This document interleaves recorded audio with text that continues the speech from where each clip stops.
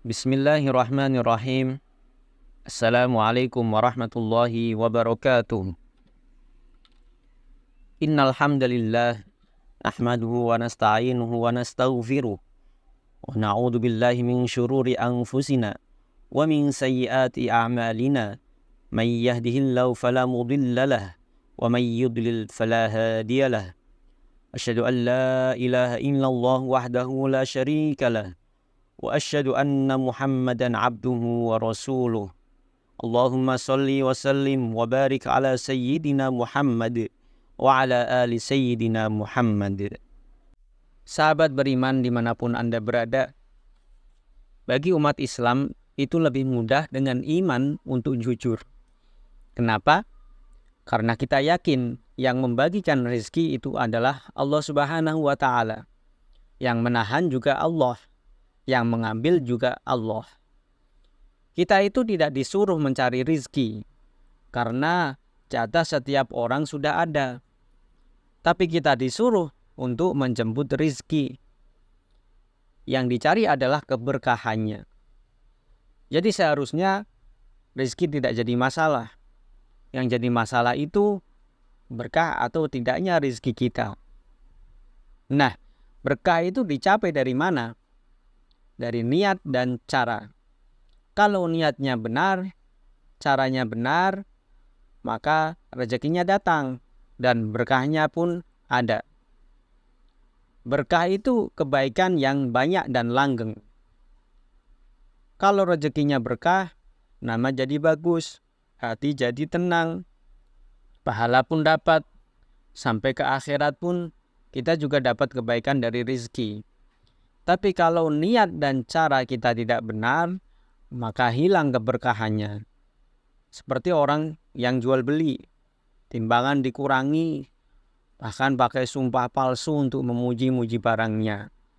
Laku sih laku, tapi hilang keberkahannya. Perlu Anda ketahui, rezeki itu ada 3. 1, yang dimakan jadi kotoran. 2, yang dipakai jadi usang. Dan yang ketiga, yang dinafkahkan di jalan Allah jadi tabungan. Tabungan itu belum tentu jadi rezekinya, karena hanya baru catatan. Lihat enggak, megang enggak, pakai juga enggak. Iya kan? Makanya, jangan bangga punya banyak tabungan. Belum tentu rezekinya banyak. Tabungan banyak, tapi oleh Allah diberi cobaan sakit gula. Nggak bisa makan nasi. Punya peternakan sapi, tapi dikasih oleh Allah sakit kolesterol. Nggak bisa makan daging. Masih mending orang sehat, nggak punya peternakan, tapi setiap Idul Kurban bisa makan daging. Maka jangan iri kepada orang lain.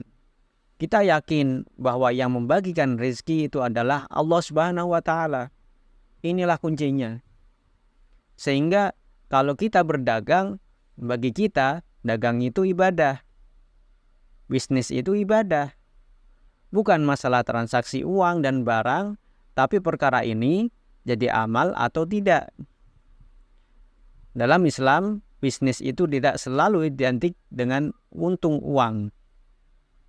Menolong orang, membahagiakan orang, itu sebetulnya keuntungan.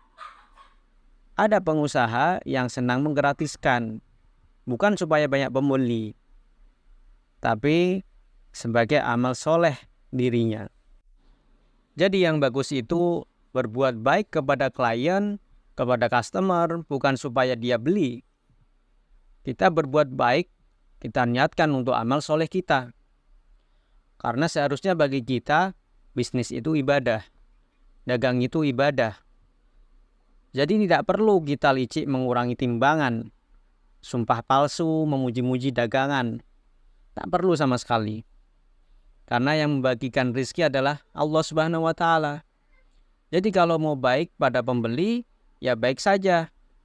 Soal mau beli atau tidak, itu mah tergantung Allah. Terus gimana dong? Kalau ada pedagang lain di samping saya, ya tidak apa-apa. Pedagang lain itu adalah hamba Allah juga. Allah jugalah yang ngasih rezeki mereka. Apa yang untuk kita tidak akan pernah pindah ke sebelah. Apa yang untuk beliau tidak akan pernah pindah ke kita. Tapi Ustadz, gara-gara ada yang jualan di sebelah, rezeki saya jadi berkurang. Mungkin dari transaksinya jadi tidak banyak, tapi nanti Allah buka rezeki Anda dari pintu yang lain. Tiba-tiba anak dapat beasiswa, yang lain diopnam karena demam berdarah, kita tidak, padahal sama-sama digigit nyamuk. Saudara-saudaraku, jangan pernah menganggap rezeki itu hanya dari satu jalur. Gaji dengan rezeki itu beda. Gaji itu bagian dari rezeki Allah. Dan jangan risau tentang rezeki.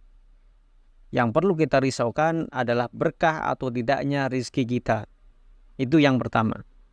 Yang kedua, yang perlu kita risaukan adalah bersyukur atau tidaknya kita terhadap rezeki tersebut. Silakan simpan dan share video ini.